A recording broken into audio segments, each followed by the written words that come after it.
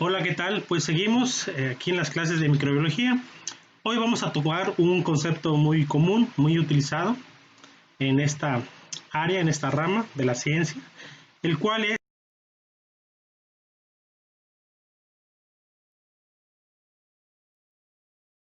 esterilización. Primero vamos a ver el concepto a qué se define, ¿no? Cuando decimos que es esterilización, es el proceso por el cual se obtiene un producto libre de microorganismos viables.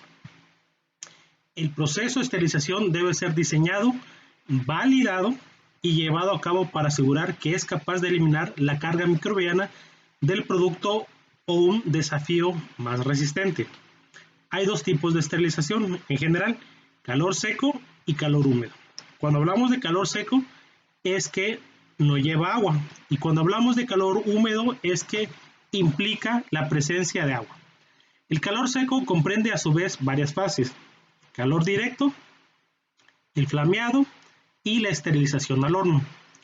Mientras que el calor húmedo comprende varias modalidades, que es ebullir, pasteurizar y el empleo del autoclave, que vamos a definir. Ok, esto es un autoclave. El autoclave, como pueden ver, es muy parecido a una olla de presión. Ya lo había mencionado. Entonces, este autoclave, en esta parte se encuentra una manija. Creo que aquí se puede ver un poquito mejor en la imagen.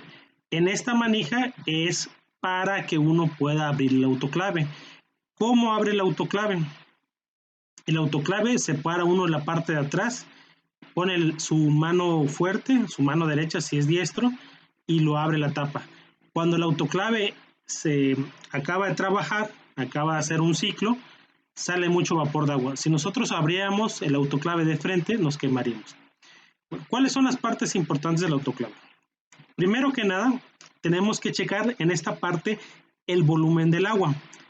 El volumen del agua va a ser importante para que las resistencias no se quemen. Dentro de esto lo que pasa es que hay unas resistencias que con la energía eléctrica se prenden, se calientan, y lo que va a hacer es que el agua en el interior se va a formar en forma de vapor y se va a distribuir durante todo este cilindro, durante todo este túnel. ¿Qué es lo que recomiendo yo? Bueno, en esta parte, en esta manguerita, hay dos niveles: nivel mínimo y nivel máximo. El nivel mínimo no lo recomiendo porque va a haber escape al principio de agua en forma de gas. Y el nivel máximo tampoco, porque a veces se hace desperdicio el agua. Yo recomiendo un nivel medio entre estos dos. Entonces tenemos primero que nada checar el volumen. Luego metemos nuestras cosas en el autoclave y estas crucecitas se cierran. ¿Cómo se cierran? Serían estas se cierra en forma de cruz. ¿Qué significa? Si yo cierro esta manija, tengo que cerrar esta manija al mismo tiempo y con la misma fuerza. Si yo cierro esta manija, tengo que cerrar esta manija al mismo tiempo y con la misma fuerza, y esta manija con esta manija al mismo tiempo, la misma fuerza. Ya una vez cerradas, bien cerradas el autoclave, la parte de aquí es la válvula de control, es la que va a quedar destapada. ¿Para qué? Para que el agua que se encuentra en el interior, el nivel del agua, va a empezar a hervir a los 60 grados centígrados, 62, 65, pero a los 90, 91, 92 grados va a cambiar a un vapor sobresaturado. ¿Qué es lo que va a pasar? Va a empezar a hacer así. Y ya cuando llegue a los 92, 93, sale vapor sobresaturado. Dejamos al vapor sobresaturado durante 2 a 3 minutos que salga y cerramos la válvula. Al cerrar la válvula empieza a subir la presión, que esta es una válvula de presión. Acuérdense que la presión y la temperatura son inversamente proporcional. A mayor presión, mayor temperatura. Entonces cerramos, y cuando lleguen a 15 libras de presión, dejamos 15 minutos a temperatura de 120 grados centígrados. Entonces esperamos ese tiempo y apagamos el autoclave. El autoclave trae máximo, medio, mínimo y apagado. Máximo cuando acabamos de prender el equipo, porque queremos que la resistencia caliente rápido. Entonces, cuando ya llega la temperatura y presión deseadas, se le pone medio o mínimo. Y ahí tenemos que estar pendientes. 15 minutos. Ya cuando pasen los 15 minutos de esterilización, muchos le ponen medio, pero también se pueden apagar. Se apaga el equipo y ya que se apague el equipo, se espera que llegue la presión a cero. No se puede abrir mientras haya presión en el equipo y ya que la presión está en cero, aún está muy caliente adentro, no está a 90 y tantos grados centígrados. Se quitan las manijas con cuidado porque esto está caliente, acuérdense que es metal, se pone en la parte de atrás y se abre. El autoclave también tiene una válvula de presión. Esta válvula de presión es por si nos olvidamos, sigue subiendo la temperatura y la válvula de control sigue cerrada. Entonces esta válvula de presión se bota, chispa. ¿Para qué? Para que esta parte del autoclave, si sigue aumentando la temperatura y de presión, no explote, ¿no? ¿Cómo va a explotar? Pues esto va a explotar un tipo, como un torpedo, ¿no? No va a explotar como una bomba atómica, ¿no? Sino que alguna de las partes se va a salir, la va a botar y va a salir proyectado como un misil, ¿no? Y eso es peligroso, puede dañar tanto a alguien, la vida de alguien o la estructura interna del laboratorio. ¿Cuál es el procedimiento? ¿Cuáles son los pasos a seguir? Pues muy fácil. Primero que nada, poner, como habíamos dicho, agua destilada o desmineralizada o bidestilada en el nivel que marca el tubito, ya habíamos dicho cuál es. Colocamos los materiales dentro de una canastilla. Cada autoclave tiene canastillas, solamente las que son de forma horizontal no tienen canastilla y son más pequeñas, pero las verticales, las más grandes, sí tienen. Y cerramos adecuadamente. Esto hay que cerrarlo en forma de cruz, con la misma fuerza y que no exista fugas cuando esté calentando la temperatura. Se enchufa y se lleva a la temperatura máxima. Después, algo muy importante, ¿no? Dejar abierta la perilla de vapor. ¿Por qué? Porque el vapor que sale a 60 grados centígrados hasta 90 grados centígrados se vuelve saturado y esa es la parte que nos va a ayudar a esterilizar las cosas que estén dentro del autoclave. Por eso dice, cuando empieza a salir vapor interrumpidamente, cerrar la perilla. Esto yo recomiendo de 1, 2, máximo 3 minutos, ¿no? Lo que les decía del sonito que hacía.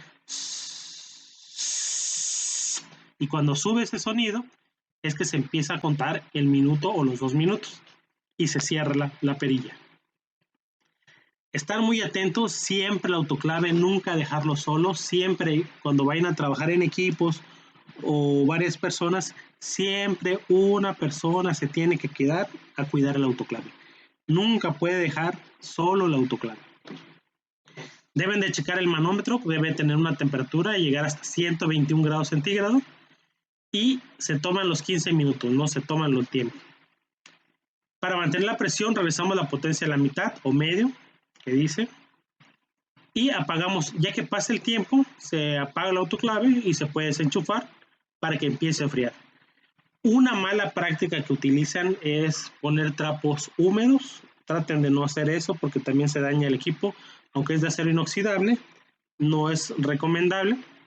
Y esperar hasta que la presión baje a cero, ¿no? Aquí no es temperatura, ¿no? Aquí es presión. La presión baje a cero y la temperatura va a estar a 90 y tantos grados centígrados. Cuando baje la presión a cero, se abre la válvula de escape, va a salir el poquito de que había una presión y podemos abrir el autoclave de forma que no nos pegue el humo o los vapores de agua. Mucho cuidado, está muy caliente. Hay una forma de ver si el autoclave está funcionando, ¿no? El autoclave, la temperatura y la presión, que son 121 grados centígrados durante 15 libras de presión a 15 minutos, es para erradicar la mayoría de las bacterias, o casi todas, ¿no? Hay una forma en que utilizamos un indicador biológico que es Bacillus Thermophilus. Este Bacillus es de los Firmicutes, es de la familia de los Bacillus. Entonces, esta aguanta a esta temperatura, ¿no? ¿Qué es lo que va a hacer? Va a ver a través de un indicador biológico, de un colorcito, va a virar, ¿no? Y estos indicadores biológicos se colocan dentro de los autoclaves y son una forma para que sepamos si está viendo la calidad del autoclave, ¿no? Si está esterilizando, ¿no? Otra forma más fácil, a lo mejor esto es un poquito caro, no utilizan más, utilizan la cinta testigo. La cinta testigo es como un masking tape que tiene rayitas. Cuando está nuevo, cuando no está utilizado, no tiene rayitas, es de color amarillito pálido. Cuando se mete al autoclave, se cortan así como tipo masking, se pega un pedacito y estas se colorean de rayas negras de un color intenso. Si estas rayas no salen de ese color intenso, significa que el autoclave no está funcionando bien y no está esterilizando bien. Es una manera indirecta, una de las más prácticas que se utiliza, pero la mejor sería utilizar un indicador biológico, ¿no? Para que asegurar que esté trabajando correctamente el autoclave. Pues cuando utilizamos el autoclave, matamos todas las bacterias, todos los microorganismos presentes, pero hay otros términos que debemos utilizar o saber en microbiología. Por ejemplo, ¿qué es un biocida? Biocida es una sustancia química o física que por lo general es de amplio espectro, que desactiva microorganismos. ¿Qué significa de amplio espectro? Que mata la mayoría de los microorganismos.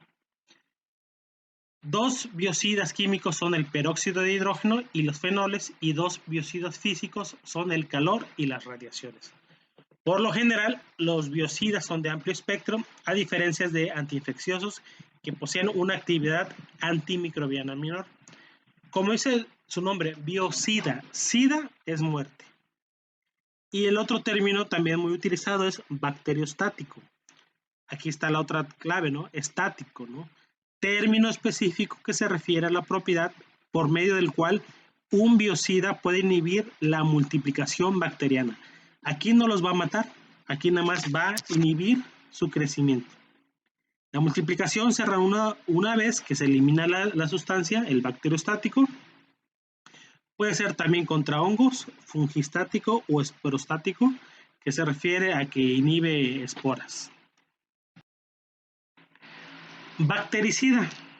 Entonces, acuérdense la palabra sida, ¿no? ¿Qué significa sida? Muerte, ¿no? Bactericida es un término específico que se refiere a la propiedad por medio del cual un biocida aniquila bacterias. La acción bactericida difiere de los bacteriostáticos solo en el sentido que es irreversible, esto es, organismos aniquilados y ya no se pueden volver a producir aunque se retiren en contacto de la sustancia.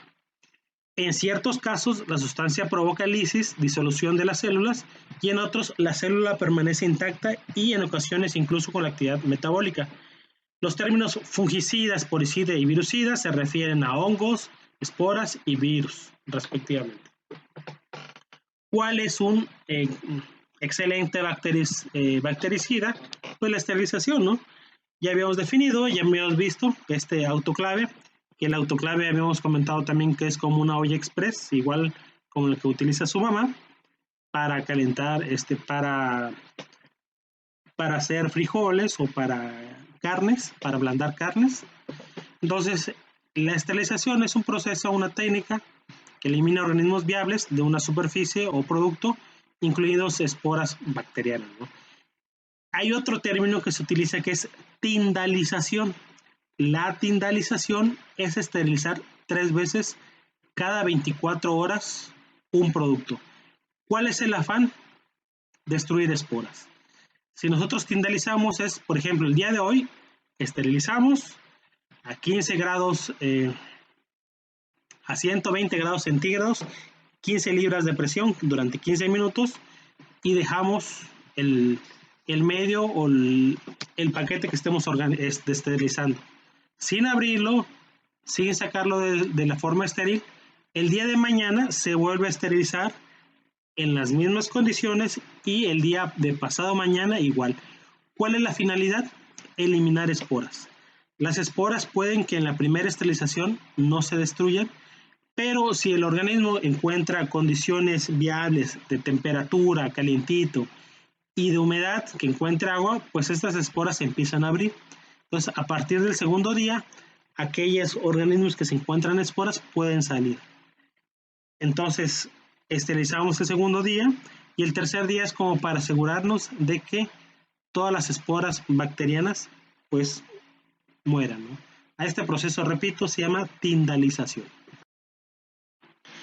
Desinfectantes, pues ahorita está muy de moda, ¿no? Los desinfectantes son productos o biocidas utilizados para reducir el número de microorganismos viables o la carga biológica en un producto o una superficie hasta obtener una concentración que se considera adecuada para su uso o aplicación interior.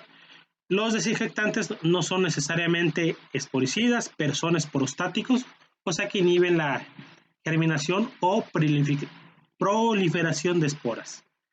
Séptico, caracterizado por la presencia de microorganismos patógenos en tejidos vivos, y antisépticos, biocida, producto que destruye o inhibe el desarrollo de microorganismos en un tejido o piel, ¿no? Esto es el famoso gel que estamos utilizando en las manos, que estamos ahorita que está muy de moda por el COVID-19, entonces es un antiséptico, ¿no? Que destruye o inhibe el crecimiento de virus, ¿no? En este caso. Aséptico, ¿no? Aséptico es libre de microorganismos o utilizando métodos para permanecer sin microorganismos, ¿no? La asepsia es algo muy importante, ¿no? Y la preservación es la multiplicación de los microorganismos en productos preparados, incluidos fármacos y alimentos, ¿no? Los antibióticos son compuestos orgánicos naturales, ya sabemos, y vamos a hablar mucho más adelante de él, que son producidos generalmente por hongos, pero no nada más los hongos son productores de antibióticos, ¿no? También existen bacterias y arqueas que producen antibióticos, ¿no? Pero los más fuertes o los que más se conocen por su actividad son los de que excretan los hongos. Estos son algunos biocidas utilizados con frecuencias: el ácido benzoico, que como ustedes ya saben, química orgánica, es un anillo aromático con un carbono, 2 oxígenos y un hidrógeno. Se utiliza para preservación.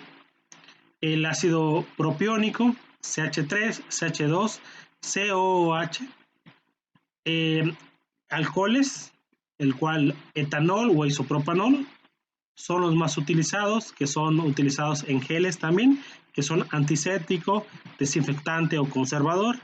Esto ya lo habían visto.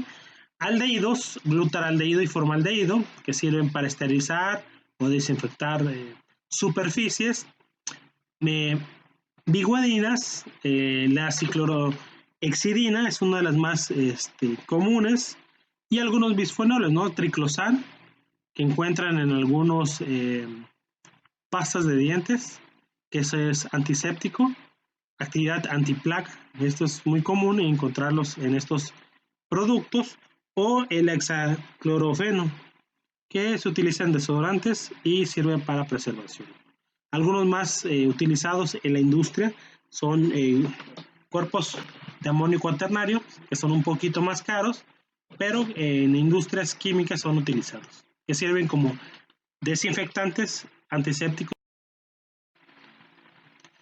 Hablando sobre biocidas, algunos de fase de vapor, es el óxido de etileno. El óxido de etileno es el de los más utilizados, es para esterilizar o desinfectar. Esto se utiliza en ambientes controlados. Formaldehído y el peróxido de hidrógeno, ¿no? Fenoles y cresoles, fenol, cresol, son dos compuestos, dos moléculas que sirven para desinfectar. O peróxidos de hidrógenos, ozono, ácido paracético, son algunos desinfectantes y esterilizantes. Aparte de estos, también existen otros agentes, ya habíamos comentado, agentes físicos que interactúan o hacen daño al DNA, ¿no? Estas comprenden, por ejemplo, la luz ultravioleta. La luz ultravioleta es algo que no se siente a simple vista, pero es para desnaturalizar compuestos de DNA, ¿no? Siempre que trabajen con luz ultravioleta se deben de cuidar, y más que nada el rostro, ¿no? Ojos, cara. Y en este caso, bueno, estaba haciendo una prueba, aquí corriendo un gel de agarosa que se había metido en bromuro de tidio, por eso los guantes, y en esta parte se podía observar o se podía ver el corrimiento de bandas que saca una luz ultravioleta, ¿no? Para la luz ultravioleta tenemos que tener cierta protección, ¿no? Los guantes es para el bromuro de tidio y la careta era para la luz ultravioleta. ¿Por qué? Porque causa lesiones en el DNA, en multiplicación, que son cosas que a futuro se pueden ver. La desnaturalización proteínas, pues ustedes ya han visto, es algo más sencillo. Estas proteínas se pueden desnaturalizar, pues cambiándole el pH, cambiándole la temperatura, algunas veces la solubilidad, y una proteína desnaturalizada puede perder su acción biológica. Entonces, una proteína normal, este es un ejemplo de cómo está en su forma cuaternaria, está en una forma plegada. Si nosotros hacemos una desnaturalización, movemos ciertas características, pues tenemos una proteína desnaturalizada, ¿no? La desorganización de la membrana o pared celular, también para algunos microorganismos como bacterias o arqueas. Acuérdense que la membrana es una parte selectiva, permite algunos pasos de líquidos y de gases y muchos otros compuestos a través de la membrana, ¿no? La membrana también contiene enzimas que participan en biosíntesis de componentes de cubierta celular y las sustancias que se contienen en la superficie celular modifican las propiedades físicas y químicas de la membrana, evitando sus funciones normales y por lo tanto aniquilando o inhibiendo la célula. La pared celular actúa como estructura constructiva, protegiendo a la célula de la ósmosis y por lo tanto si nosotros destruimos la pared celular, por ejemplo la lisosima es una enzima que se extrae del huevo, entonces es muy utilizada en genética o biología molecular para hacer extracciones de DNA, entonces o para síntesis normal, ¿no? La penicilina es otro ejemplo que provocan lisis celular. Entonces es un tipo que se une el enzima sustrato y entonces si ocupa esa parte, ese lugar, pues va a ser un antagonista. Inversión de la actividad antibacteriana. A veces la eliminación del fármaco es cuando las células que son inhibidas por la presencia de un bacteriostático se eliminan por medio de centrifugación, se lavan en centrífuga y se pueden volver a reanudar o crecer estos tipos de microorganismos. La inversión por sustrato es cuando un antagonista químico de tipo análogo se une de manera reversible con la enzima.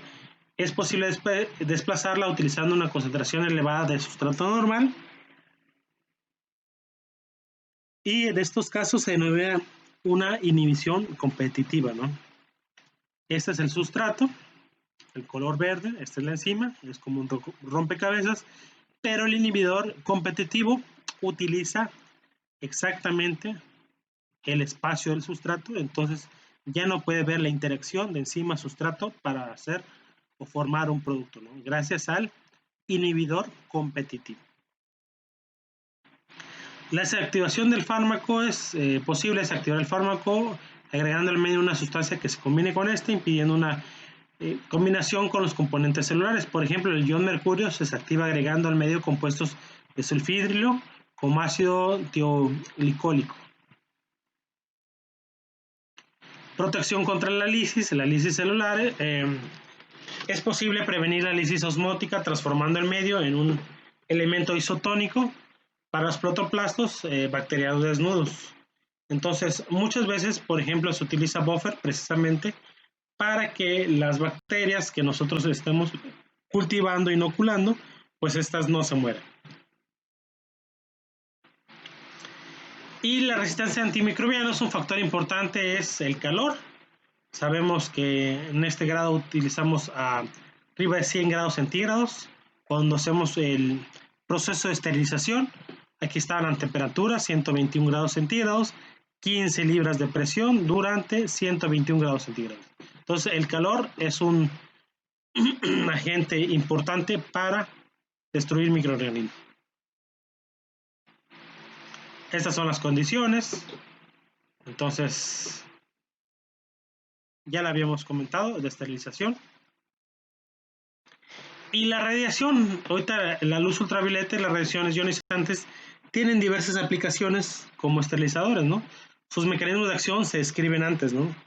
Algo que está, por ejemplo, pasando de inadvertido es que, por ejemplo, el COVID-19, uno lava su ropa y debe dejarla al sol, ¿no?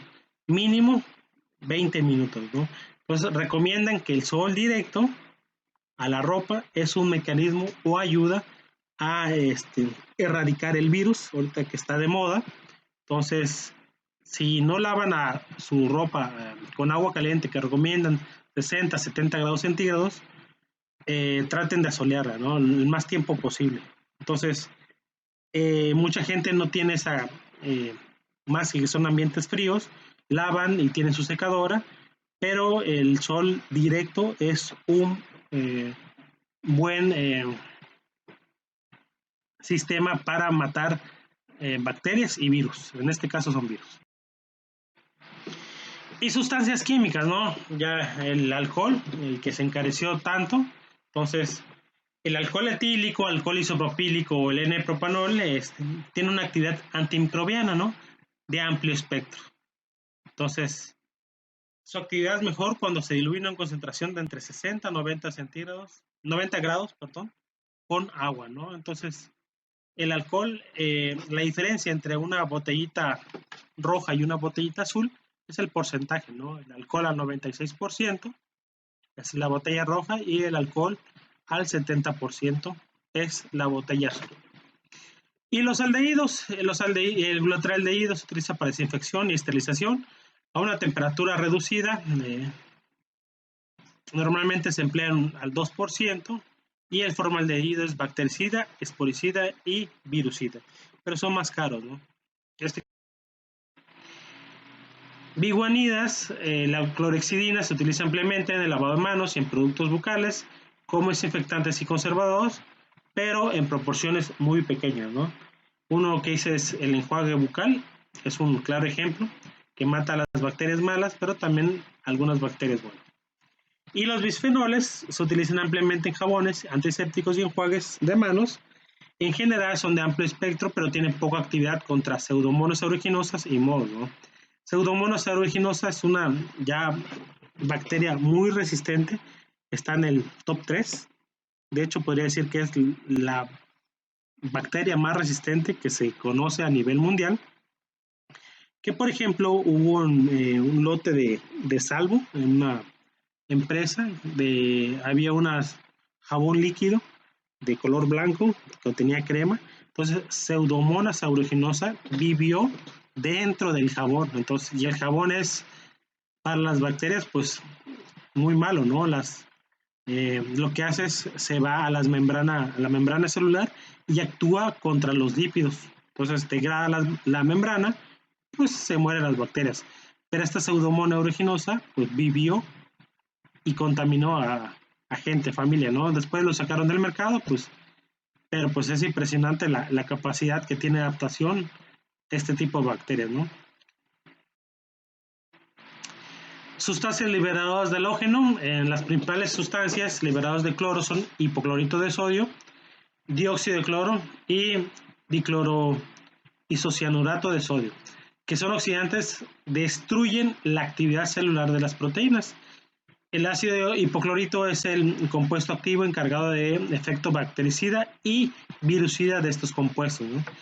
A una concentración más elevada, tales compuestos son esporicidas. El yodo es rápidamente bactericida, fungicida, tubericida, virucida y esporicida. Entonces, algunas sustancias. Entonces, el dióxido de cloro, que está ahorita muy en común, el dióxido de cloro es un blanqueador industrial que sirve para matar bacterias y para matar virus, ¿no? Esto se utiliza en la industria para limpiar superficies. Y derivados de los metales pesados, algunos, por ejemplo,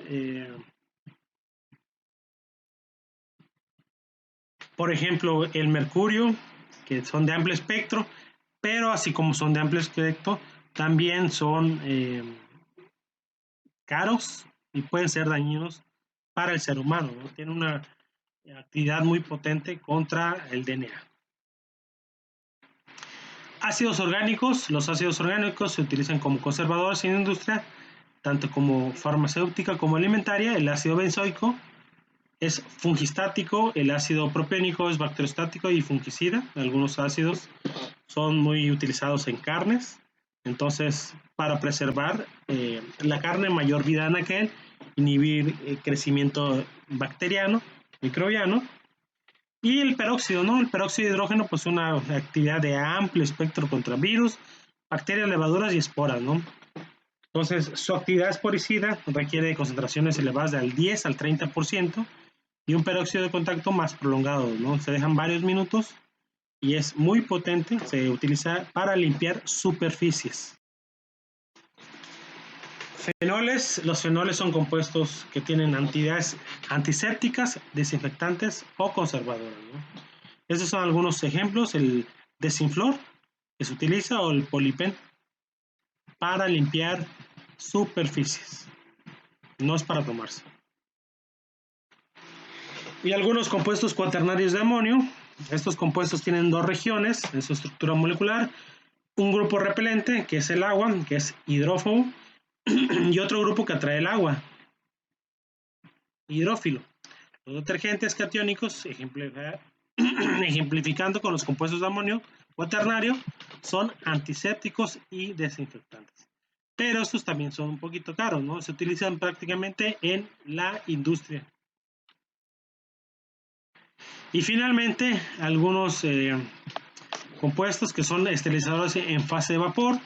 Los aparatos médicos sensibles al calor, instrumentos quirúrgicos, se esterilizan con fases de vapor como óxido de etileno, formaldehído, peróxido de hidrógeno o ácido paracético, ¿no? Son utilizados muchos en Estados Unidos. Aquí en México todavía no es una práctica común, y sirven para esterilizar compuestos o instrumentos médicos. Algo muy utilizado para desinfectar, por ejemplo, superficies en mesas de trabajo, en un laboratorio de microbiología, se utilizan tres compuestos. Entonces se utiliza alcohol, el 60-70%, se utiliza benzal, que es cloruro benzalcoíno, y se utiliza cloro, al 40%. Es recomendable hacer esta práctica, combinar dos. Podemos combinar, por ejemplo, alcohol y cloro para limpiar, desinfectar, o benzal y cloro, o benzal y alcohol, ¿no? Estos deben de cambiarse o deben de rotarse, ¿no? ¿Por qué? Porque si una bacteria se llega a acostumbrar a alguno o llega a sobrevivir a alguno de estos tratamientos, se hace súper resistente, ¿no? Es lo que pasa en los servicios médicos, ¿no? Las famosas IAS, ¿no? Infecciones asociadas a la atención de la salud, antes conocida como infecciones nosocomiales, ¿no? Que estas bacterias o virus llegan a sobrevivir en estos ambientes porque la limpieza que se realiza, pues, es con el mismo trapeador, la misma porcentaje, la misma concentración. Entonces, gente de limpieza no está adiestrada y no sabe que, por ejemplo, el trapeador que utiliza en un espacio quirúrgico no es el mismo trapeador que va a utilizar para la sala de espera, ¿no? O la sala de entrada. Entonces, es diferente y hay que enseñarle a la gente para evitar este tipo de población y este tipo de enfermedades.